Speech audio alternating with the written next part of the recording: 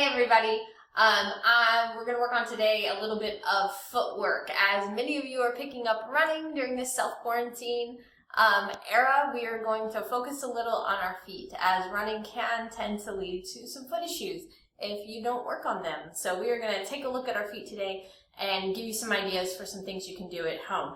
I highly suggest having some sort of self-therapy ball to work with. I personally like Yogi tune-up balls. They are nice and soft and squishy. It's just a little nicer to the small joints in your foot than your standard lacrosse ball, but a lacrosse ball or racket ball will definitely work. I'm going to use two for this particular session, but one is definitely usable as well. So we're going to start with that therapy ball underneath the foot. You're going to take it to the outer pinky toe of the foot, and you are going to trace along that metatarsal there, working your way down to the heel and all the way back up to the toe. I'm going to suggest traveling along each of the long foot bones of the foot. So pretend that you are following along those metatarsals to the ring toe, to the middle toe, to the big toe, and back. Just slowly working your way all the way in, and then all the way back out. Keeping in mind you're completely in control of the pressure here. The more you press down, the more intensely that ball will feel. The less you push down, the easier it's going to be on the tissues. So pick the pressure that works for you. You can continue with this for another 3 or 4 slides up and down the foot, just giving the bottom of the foot a little bit of love here. And then we're going to switch it over to the other side. If you have a softer ball like I do, you might want to switch it out, which I'm going to do. Starting on the big toe, working your way down, and working your way back up. Once again, following along those metatarsals, going to the pointer toe, the middle toe, the ring toe, and to that pinky toe. And then working your way back in. Trying to cover the whole surface area of the foot, from the toe all the way to the base of that heel.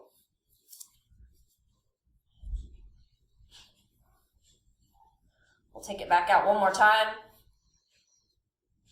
Slowly working our way up and down. The slower you go, the deeper the ball will sink. The faster you go, it will definitely stay more superficial, so you can mitigate that as well.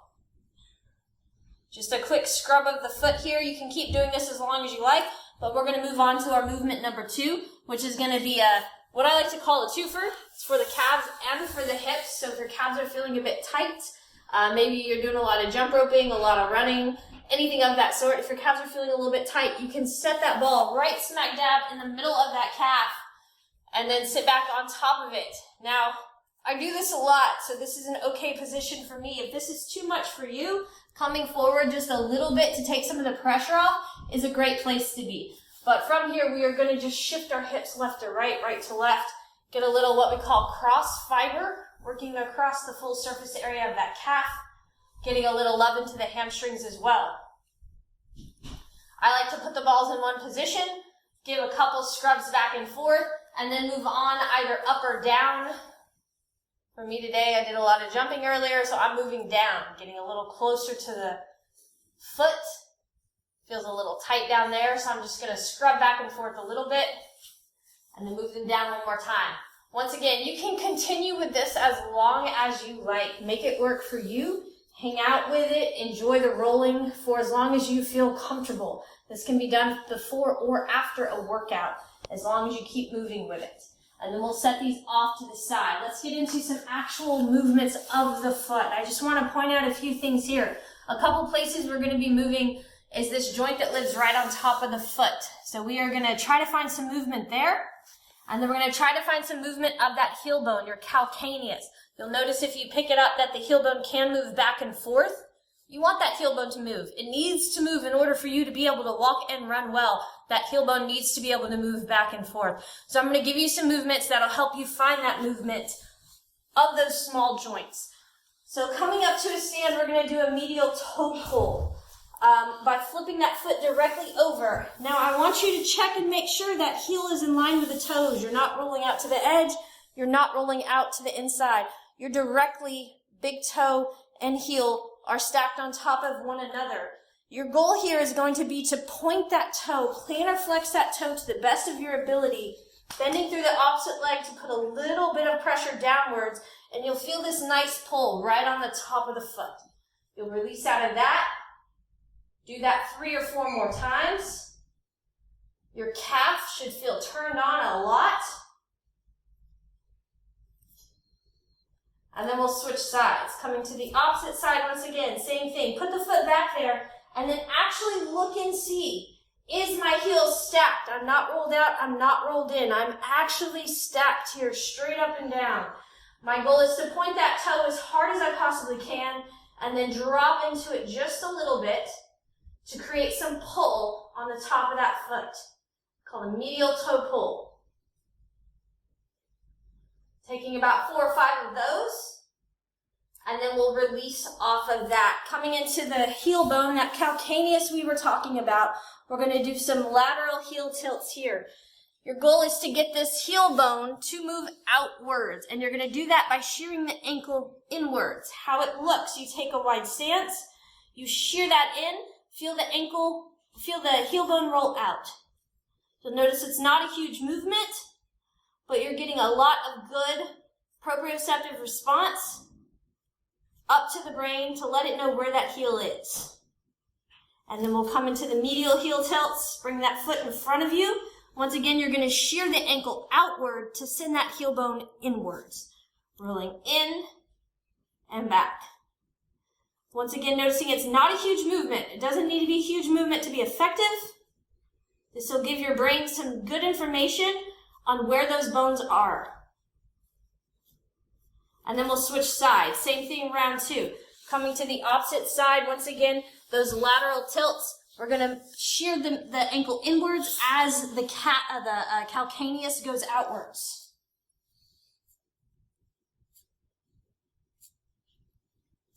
Just 4 to 5 here. And then we'll bring that foot forward, coming into the medial heel tilts. Dropping in, letting that calcaneus, that heel bone, move inward. Not a huge movement, you're just trying to sense the movement of that heel. Excellent. Let's go for 1 more, and then we'll let that go. Coming to a seated position, we're going to find some big movements of the feet, pardon me, of the feet themselves. I like to do this individually so that my brain has a good sense of where one foot is and then a good sense of where the other foot is. I'm trying to find as big of a circle as I possibly can with the ankle itself. Obviously, you can do this standing, but if you have balance issues, start with it sitting down and work your way up to standing. I'm doing it sitting just to get a better angle, a better view of it. So I'm going to take that foot into a really, really big circle, trying to hit my limits where I can really feel the top of my shin acting, the outer shin acting, really pointing. I can feel my calf turn on. Bringing it in, I can feel that medial shin working, taking it all the way through. Now, the hard part here is keeping the toes as inactive as possible. My toes really, really, really want to do the work here. You can see them straining really hard as I try to keep them as relaxed as possible. But try to keep those toes out of it. Can you switch directions? Can you make the foot do the work, the ankle do the work, and let the toes be as relaxed as possible? For me today, it's not working great. Those toes are trying really hard, but I'm fighting against them to the best of my ability. And then we'll switch sides, coming to the other foot. Big rolls inwards. Once again, trying to keep those toes as silent as possible. For me, it's questionable on this side. This is my hard side. But once again, feel all those lateral ankle muscles, the top of the shin, the medial shin turn on, the back of the shin turn on, and then we'll switch directions. Trying to feel all of those muscles nice and active as you do this, but once again, attempting to keep the toes as still and as quiet as possible. Take 1 more. And then we'll let that go. And we're going to move into 1 more functional movement just to kind of set in everything we've done here. This is going to be a split squat. Now, this is not the split squat squat we do at the gym. This is completely unweighted. And our goal is to get some eccentric motion into that calf. So you're going to take as wide of a stance as is appropriate for you, and you'll see what I'm talking about here in just a moment. My goal is to get my seat down to my heels. So I want butt to heel here. As I keep that front foot flat, the back foot is going to come up onto the toes. Now this front foot being flat is highly important because I want to be able to use this eccentric motion of the calf to push me all the way up. And then I'll take a step forward.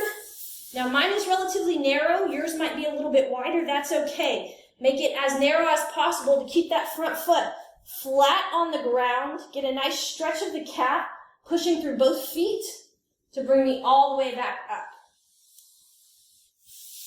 Heel to butt, butt to heel, press down through both feet, coming all the way back up. Heel to butt, butt to heel, pushing down through both feet to bring myself all the way back up. This gives you a nice active movement of the calf, working it into stretch, and then forcing it to recover that stretch. There we go. All right. Thank you guys very much for your time. I hope you're enjoying your time at home, exploring all this mobility, and we'll see you on Monday with some more mobility and recovery sessions. Thank you very much. Have a great weekend.